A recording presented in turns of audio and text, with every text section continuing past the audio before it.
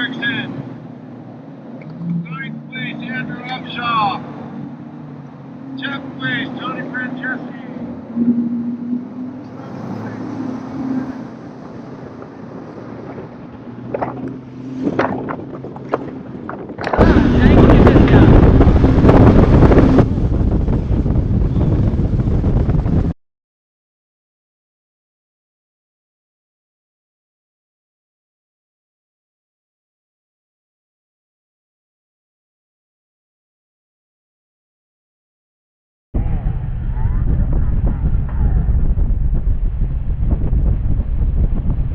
So day 3 of the California Open started out, but you know, we can't start there though. You know, the thing is we actually have to start back on day 2, the very end of day 2, the part that you did not see. There was a part y'all didn't see. I didn't add it in there. I really wasn't sure how to add it in there. It was just kind of a buzzkill basically. So I come off pad on day 2 to weigh in, or you know, to check in at the check-in boat at the Clear Lake California Open, and I come in and I get off pad and I start to idle. Well, you know, I'll put it in neutral, put my throttle in neutral, and my boat just keeps going. And I'm like, oh my God, what's going on? What's going on? And I pull the kill switch. I'm like, whew, I don't know what just happened. Put the kill switch back on. Tried to start the motor, nothing. I'm like, oh my gosh, like this is not a good situation whatsoever. Immediately, actually the first phone call I made was my wife, and I was like, hey, got a big bag today, got some good and bad news, got a big bag, but bad news is I don't really know the situation with my motor. I don't know what's going on. I'm gonna call up one of the service techs that used to travel the FLW tour with us, named Dave McCormick. Really good friend of mine. I call him up and basically he's like, hey man, this is exactly what's wrong. And so I told Dave, I said, hey, this is the situation that's going on. This is what's happening. What is wrong? And he actually told me there was a small little piece in the lower unit that had gone out and I need to get it replaced. Well, long story short, I went to the only mechanic in the area that I was recommended to go to, and basically they told me that they didn't have the part, and quite frankly, they weren't going to look at it anyway. It was kind of discouraging seeing that it was a Mercury mechanic. I'm not going to sit there and throw their business on blast, but I can tell you right now, I'll never ever get anything worked on there again. Basically all I wanted to do is hook it up to a computer and make sure that was actually what was wrong. They weren't even willing to do that. It's kind of a sad deal actually. Kind of put a damper on day 3, the start of day 3.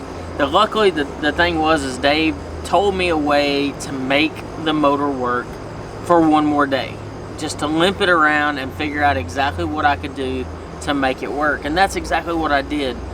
So on the first spot, we roll up in there, you know, we're there first, you know, and I'm like, heck yeah, dude, we're gonna catch them. Well, the wind's blowing on it a little different than it had been the previous day, and it kind of made us position a little different. As soon as we pull up, I catch one, a decent one, not a big one, just a decent one. I thought it was a big one. I mean, but you know, it's Clear Lake and you're expecting giants every time you set the hook, but that was not the case. I mean, it's just never the case. Right, let's just be honest, it's never the case. And I expected this giant, it wasn't. My buddy Danny had caught a couple and they were just, you know, I mean, they were good ones, like 3-pounders.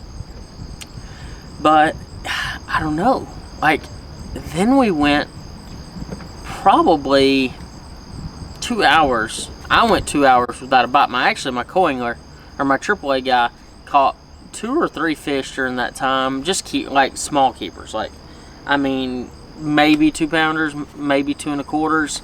Nothing big whatsoever. I mean they were little. In the meantime, Danny actually filled out his limit with about 17 pounds, which was awesome. I mean, good job, Danny. I mean, he had all three.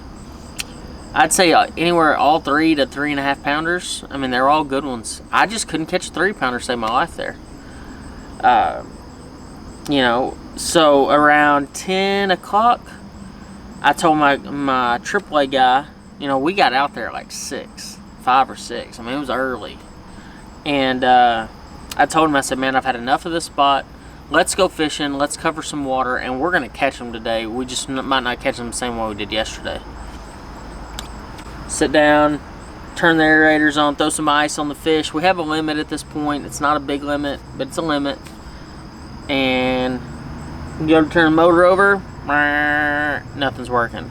And I'm like, oh my gosh, we are going to be stuck on this spot the entire day. And immediate depression just rolled over me. I'm just like, I don't know what to do. Like, the spot isn't firing. You know, you can't just make a spot produce fish. And I don't even know what to think. Tried again, nothing. And I'm like, all right, let's trim the motor up. Let's drain it again. Because that was the main thing, is there was a little bit of water getting in this one little section. And you could drain it and it would work for a few minutes. And then as soon as you ran it anywhere, it wouldn't work. And you had to trim it back up. So I trim it back up. And we start fishing. And literally, like, my next cast, I catch one. I mean, it's not a big one. Coals, I think. I'm like, alright though, there's still some fish here. I gotta get out of my own head. Well, then the long wait ensues. I mean, I bet we sat there for another hour and a half.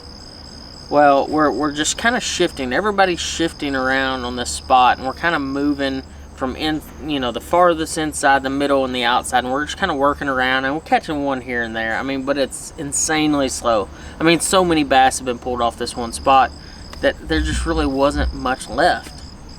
Well, there was a co-angler in another boat that was like pretty close to us, not in Danny's boat, a different one, and she caught a good one, like a 2.5, 3-pounder, basically right out in front of us.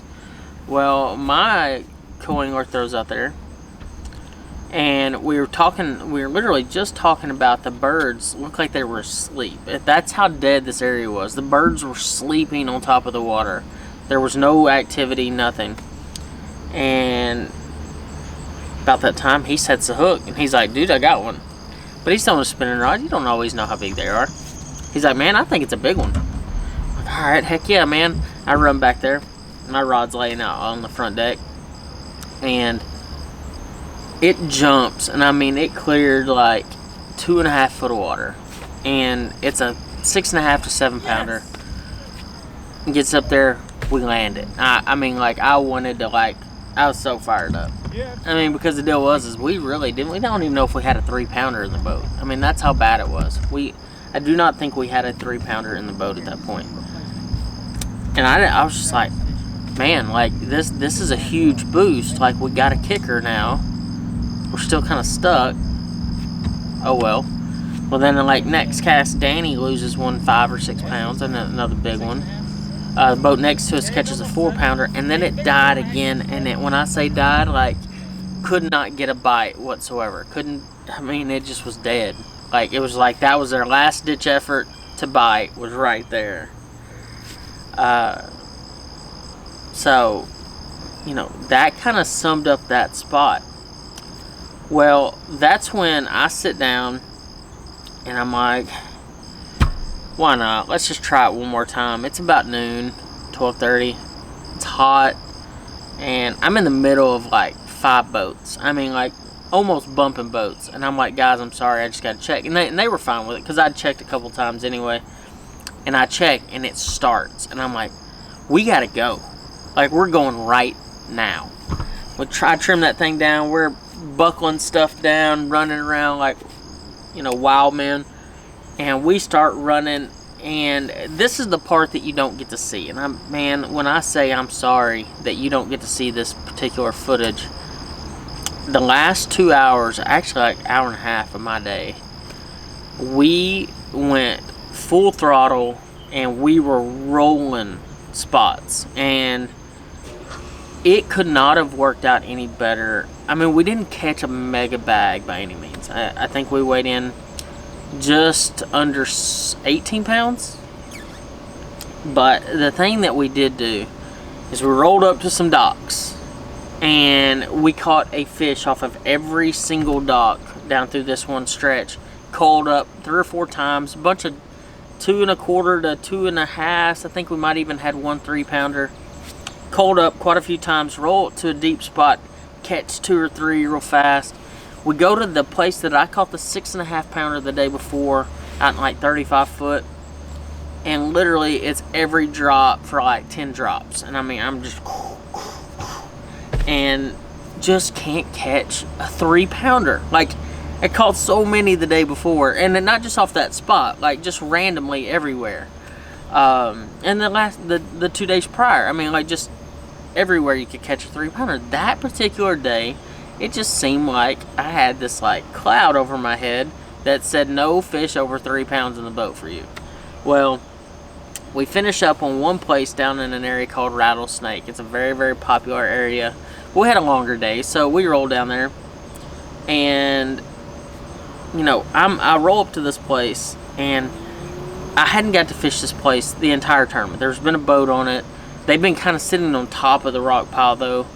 I had this one little rock on the outside corner that had a lot of fish on it, and that's one thing I want to talk to you about real fast is, you know, there's going to be places that you fish that look phenomenal. Everybody fishes them. If you pay attention, though, most of the time people fish them too tight to the cover, I would say. They're either sitting on top or right on the drop-off or on the wrong side of it. This particular spot, there was one little kicker point that stuck off this underwater island, and it was just a little kicker point that had one tiny little rock pile, a little vein that ran out there. And I'd actually found it with my Livescope during practice. And the last day of practice, I rolled out there and I graphed it, saw a couple, and I pulled up there with my Livescope, and you could see the rocks, you know, the big rock pile. I mean, it was big rocks. And then you'd scan around, and every once in a while I'd scan out there, and I kept seeing this little vein that ran out there. So I just chunked out there one time. I mean, it was away from everything. And I got a bite, and I shook it off. I was like, all right, whatever. When the tournament rolls up, I roll over there. And man, like, I don't even know how many casts I made in there. And I caught one every single drop on a Ned. And it was insane. But I mean, like I said, it just seemed like you couldn't get over 2.5 pounds. So we run in, and we're running in, and my AAA's from there. He's a super nice guy. We run in, and he's like, hey man, I've always caught big ones off this one rock point. You want to stop? And I'm like, heck yeah, let's do it. Well, we stop, and I get this weird feeling that my motor is not gonna work. So I'm like, dude, we gotta go like right now. I just got this bad feeling we need to go. And so we run in, shut down, check in, we idle in. At that point, my motor is toast. I load it with the troll motor. I mean, it could not have worked out any better as far as timing goes. It was just one of those unfortunate events, but you know, we had to come in a few minutes early. I want to say it was like 10 minutes early. I felt like we pushed it as much as we physically could push it. My motor was starting to act a little funny while I was running. It was acting a little funny while I was trying to get it started again. It just was not a good situation. And I just said, you know what, let's just cut our losses, make it for what it is, and just go on. Best decision, probably the very best decision I made all week. And when it comes to a tournament like that, it's all about decision making. I don't care if it's on day 1 or day 3. You got to deal with adversity. I actually wrote an article on Bassmaster not too long ago about a saying that my buddy Brian Latimer says is adversity is dope, but you have to embrace adversity. You know what's going to happen, and you got to make decisions based off of situations that happen during the day. In that particular situation that happened, I had to make adjustments. I had to change. Did it suck a little bit? Yeah. But ultimately, we didn't catch the fish that we needed to catch to win the event, which is fine. But golly, talk about a fun event, no doubt. Alright guys, just finished up the One Bass California Open here at Clear Lake, and me and Danny got invited to a barbecue with some guys that are staying in the same motel as us. They're working here, and they've created some tacos that are phenomenal. So I'm gonna go take you in behind the scenes a little bit, and we're gonna look at a few things and see what's going on. And these are all homemade tacos. Check this out. Like 8 years ago. That's really, Hi, how are you doing? Oh yeah. Homemade salsa, homemade carne asada. Dude, this is the jam. The best tacos I've ever had. This is what we've experienced here at the California Open. It's been phenomenal. Great experience. Can't wait to come back. I will come back. It's great. Have to like enjoy Tacos. Homemade salsa. Now over there, how's the weather? 118.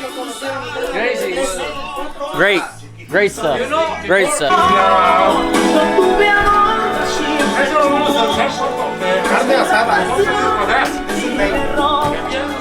How you doing? See, this is the kind of stuff you get at Clear Lake.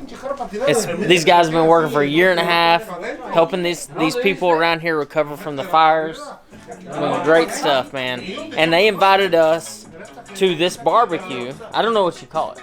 Barbecue. And they're making carne asada and homemade tacos. And the tacos are delicious. They are the best tacos I've had on God's green earth. And I'm from Arizona. I know good tacos. He doesn't know good tacos. These are really, really amazing tacos. You don't know good tacos. And enjoy very good guacamole.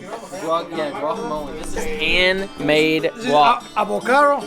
Avocado. Yeah. And salsa. Guacamole viene Look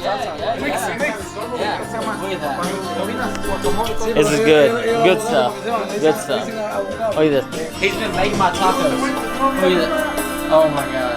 That was so good. But you know, here real quick, I'm going to break down exactly what I used to catch the fish on Clear Lake. You know, day one, I was actually using a Ned rig. I mean, almost all my fish came that came out of deep water came on a 4-inch stick worm. It was a TRD. It was a TRD on day one. It was a purple one. I just had a few bites on it. I've been getting bit on green pumpkin, but you know, you kind of get in that mind. You're like, you had to do it. Like you had to throw it. Well, that's what I ended up catching them on day one. But it seemed like they kind of got off that purple. It was weird. So I was talking to Danny about it, and you know, in practice we were catching them on June bug and purples and really a little bit darker hue colors. But as the tournament progressed, it seemed like the more natural you could get, the more effective the bait was. And basically on day 2 and day 3, it was nothing but green pumpkins. I mean, that's just what it was. It was green pumpkin. And it should be no surprise that the green pumpkin I chose was the 4-inch Ocho. That was on my finesse Ned rig, mainly. I just like that Ned Ocho. I mean, he just catches them. Or not Ned Ocho, the 4-inch Ocho. It's funny. I know everybody probably thinks that all I ever throw is Ochos. I just have a lot of confidence in stick worms, not even just weightless or wacky rig, Texas rig, shaky heads, jig heads, Ned rigs, you name drop shots. I've caught them on a bunch of fish on drop shot with it. But I actually was using 3 different Ned worms, or you know, 3 different worms for all my fish this week. I caught quite a few on the true Ned Ocho, which is like a 3-inch version that we designed last year. I caught quite a few on that thing. I mean, when you go small though, I'm not saying you can't catch a giant bass on small bait, because I've done it time and time again. But it does seem like when you upsize that Ned worm a little bit, you get a few more bigger bites. and that's when I went to that 4-inch Ocho. But as you can tell on day 2, I caught a couple of real big ones, or a couple of real nice ones, and I caught those on a 6-inch Ocho. And that's the 6-inch Ocho. This one is, honestly, when it comes to like color, like guys, y'all have heard me talk about it numerous times. I don't know if color truly matters to the degree of, does it have purple flake or tiny orange flake or tiny green flake? I don't know if it really matters. I think the most important is the main color of the bait. So is it green pumpkin? Is it watermelon? Is it June bug? Is it black? You know, I think the main focus needs to be on the main color hue of the plastic. This one was green pumpkin candy. I literally just had a big old bag of them in there, and I was just grabbing in and out. I was throwing that thing either on a weedless big shaky head. I talked about it in my shaky head video not too long ago. A weedless big shaky head with a big hook. Or I was throwing it on a stand-up head. I wish I had the stand-up head to show you. The stand-up head that I had, I bought there at Clear Lake Outdoors, and I eventually ran out of them because I kept snagging them and breaking them off. I caught them on both though. I don't know if it really mattered. You could throw weedless, you could throw whatever you really wanted. So as far as gear goes, I was actually using the Pro TI rod. The Pro TI rod is a loose rod. It's a rod that they sent me not too long ago. It's just a 7-foot medium. It's nothing crazy. The thing was that I learned about this rod, I have just a ridiculous amount of respect for this rod. It's insanely sensitive. I was using this around docks, out deep on day 1, day 2. It definitely made a difference. 10-pound Strike King tour grade braid. I was using yellow. This is actually just a duplicate combo of the one that I was using. This one has a green line, but the one I was using had the yellow Strike King line. You can tell by the fish I've caught. And then I was using a 10-pound Strike King tour grade fluorocarbon leader, about, I don't know, 12 to 15 feet. And this was a Team Loose Pro. This is actually an old reel. This just goes to show you how good the reels are. This reel I've had for probably 3 or 4 years. I still use it. It still has a fantastic drag. Still works well. That's the one I use. Day 2, when you saw me using the little bit bigger gear, I just keep it super simple. I was alternating between this rod. This was a 7.2 medium heavy. This is a TP1 black. And one thing about it, I'll just interrupt it real fast. Everything I'm talking about is going to be in the description, so don't worry about trying to take notes real fast. It's actually linked down below. But this was a 7.2 medium heavy. This was more for the open hook, or there was a little weed guard on it as well, on that stand-up head. On the shaky head, I was actually using my ledge rod, the jig worm rod. That's the rod I use on that. 15-pound test on both the tour grade fluorocarbon, 7.5 to 1 gear ratio reel. This one just happens to be a custom Lite. Y'all guys know I alternate between the Hyper Mag and the custom Lite pretty much exclusively. And so that kind of got that work on. Now this is a very unique combo right here. This is what I fished my green pumpkin Ocho on the Ned rig. And I want to say real fast, this is my last pack of tour grade Ned heads. This is the non-weedless, so the open hook. I had 2 big boxes of these before I got, and when I say big boxes, not 2 big packages of this, like boxes of these. And I went through so many of them, you know, between, you know, you're fishing rock piles, you're going to snag them like 24/7 because that's just what an open hook jig head does. And this was my literal last pack of these, 3/16 in size. That's the size I threw the entire time. And I actually like throwing lighter ones, but in the case of how deep I was fishing, I needed the heavy ones. I mean, it was a true necessity as far as that goes. But on this rod, I was using, this is the new custom speed stick. It's 7-foot medium action. But it's funny, you know, when you look at different lineups of rods, they might say the exact same thing, but they feel completely different. And a lot of the times that is actually the modulus graphite on either how high or how low the grade of graphite is. Well, this one is not as high graphite as the Pro TI rod. So this one actually has it's a little bit more limber. This is the one that I like to crank with a lot, the custom. But I also like to throw lighter line because the rod it's a little bit more limber and a little bit more parabolic. So I was actually throwing 6 and 8 pound test Strike King tour grade fluorocarbon tied to a 10 pound braid leader on a Custom Pro 300 size reel, and this actually got the work done on my biggest fish of the event, which was around 6 3/4. And I also caught, I mean, just numerous fish on this rig. It's just something about light line, I just can't get away from it. I don't care where I'm at, Clear Lake, Sam Rayburn, Gunnersville, I don't care where I'm at. Light line catches big fish, and sometimes it just gives the bait a different presentation, and I think that's exactly what it did this week on Clear Lake. But you know what, guys, there's one thing about it, I wouldn't be able to do this without my sponsors, and I know we talk about sponsors sometimes. I try to not talk about them too much. You know, guys, there's a lot of things that we talk about on here that I think make a difference. You know, whether it's the gear that I use or how I position on these rock piles, or just in general how I catch fish. But there's a couple things that I feel like this week were a true deciding factor on how I caught them, if I caught them, and why I caught them.